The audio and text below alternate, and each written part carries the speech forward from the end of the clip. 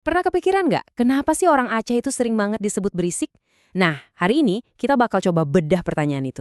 Karena di balik kata berisik ini, ada sebuah teriakan minta tolong yang akarnya tuh dalam banget di sejarah mereka. Coba deh, renungkan pertanyaan ini. Ini bukan kalimat biasa loh. Ini suara langsung dari masyarakat Aceh hari ini. Dan pertanyaan pedih ini adalah cerminan dari sebuah sejarah panjang yang jadi inti pembahasan kita kali ini. Oke, biar kita ngerti kenapa pertanyaan tadi bisa muncul, kita harus lihat dulu kondisi di sana sekarang. Belum lama ini ada bencana dahsyat yang bikin rumah-rumah mereka terendam lumpur, bahkan ada yang sampai setinggi pinggang. Puluhan desa jadi terisolasi. Nah, inilah latar belakang dari suara-suara yang kita dengar hari ini. Ini dia pertanyaan utamanya. Kita akan lihat bareng-bareng kalau berisik dalam konteks Aceh itu bukan sekedar bikin gaduh atau ribut. Oh, jauh dari itu. Ini adalah sebuah cara berkomunikasi yang penuh makna sejarah. Sebuah cara untuk bertahan hidup dan cara untuk menuntut hak. Oke, kita mulai perjalanan kita dengan mundur sedikit ke masa-masa awal kemerdekaan Indonesia. Disinilah akar dari kenapa orang Aceh merasa perlu untuk bersuara atau ya itu tadi, berisik. Nah, di sini kita bisa lihat peta perjalanannya. Ada 4 momen kunci yang bakal kita bahas. Semuanya ini saling nyambung loh. Mulai dari janji di awal kemerdekaan, terus muncul masalah baru soal sumber daya alam yang berujung pada konflik berdarah, sampai akhirnya kita dengar lagi gema sejarah itu di hari ini. Jadi, penting banget buat kita pahami ya.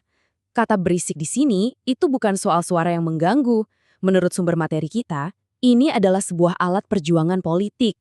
Alat untuk mempertahankan identitas unik mereka agar tidak hilang di telan zaman. Nah, suara pertama dari Aceh ini krusial banget. Mereka berisik bukan buat minta uang atau keuntungan materi ya, sama sekali bukan.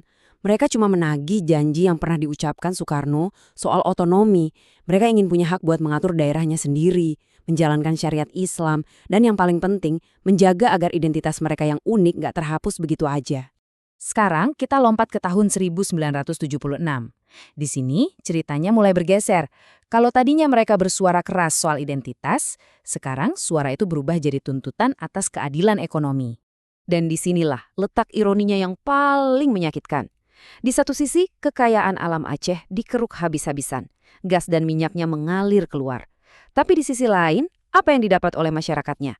Menurut sumber, mereka justru dibiarkan hidup dalam kesengsaraan. Sebuah ketidakadilan yang luar biasa. Dan ketika mereka menuntut keadilan, apa jawaban yang mereka terima? Bukan reformasi, bukan dialog, tapi kekerasan. Kelompok yang vokal menuntut haknya justru dicap sebagai separatis. Dari sinilah, konflik yang tadinya sudah ada, jadi makin memanas dan brutal. Tuntutan keadilan itu sayangnya harus dibayar dengan sangat mahal. Ini membawa kita ke periode yang paling panjang dan paling menyakitkan, di mana menjadi berisik itu harganya adalah nyawa. Bayangkan, 30 tahun, 3 dekade lamanya Aceh jadi daerah operasi militer. Ini bukan waktu yang sebentar. Ini adalah periode yang cukup untuk membentuk dan, sayangnya, menghancurkan beberapa generasi dengan trauma dan ketakutan yang mendalam. Dan dampak kemanusiaannya sungguh mengerikan. Ini bukan cuma soal angka korban jiwa. Ini adalah cerita nyata tentang anak-anak yang tumbuh tanpa sosok ayah, istri yang kehilangan suami, martabat perempuan yang direnggut. Penderitaannya itu jauh melampaui medan perang, menyentuh setiap jengkal kehidupan warga sipil, dan meninggalkan luka yang mungkin gak akan pernah sembuh. Semua kisah kelam tadi akhirnya membawa kita kembali ke hari ini. Kenapa? Karena suara berisik yang kita dengar sekarang itu adalah pantulan, gema dari semua penderitaan di masa lalu. Mustahil untuk diabaikan. Jadi, poin kuncinya di sini adalah, dulu kalau kita lihat dari kacamata sejarah, orang Aceh itu berisik untuk memperjuangkan prinsip-prinsip yang mereka anggap sebagai fondasi keberadaan mereka di dalam bangsa ini. Nah, coba bandingkan dengan sekarang. Kontrasnya tajam banget kan? Suara mereka hari ini bukan lagi soal politik yang rumit. Suara mereka hari ini adalah untuk kebutuhan yang paling dasar, minta tolong supaya bisa bertahan hidup setelah dilanda bencana. Dan ini bukan sekedar cerita, ini adalah kenyataan pahit di lapangan. Lebih dari sebulan setelah bencana terjadi, rumah-rumah nggak bisa ditempati karena lumpur, tenda bantuan kadang hanya kerangka kosong, puluhan desa masih terisolasi total, bahkan untuk menyeberang sungai aja, mereka harus bertaruh nyawa pakai tali seling seadanya. Kutipan ini rasanya benar-benar merangkum semua perasaan mereka. Ada rasa kebingungan dan sakit hati di dalamnya. Ini adalah suara orang yang merasa telah berjuang untuk sebuah bangsa, tapi kini saat mereka butuh pertolongan, mereka justru merasa ditinggalkan.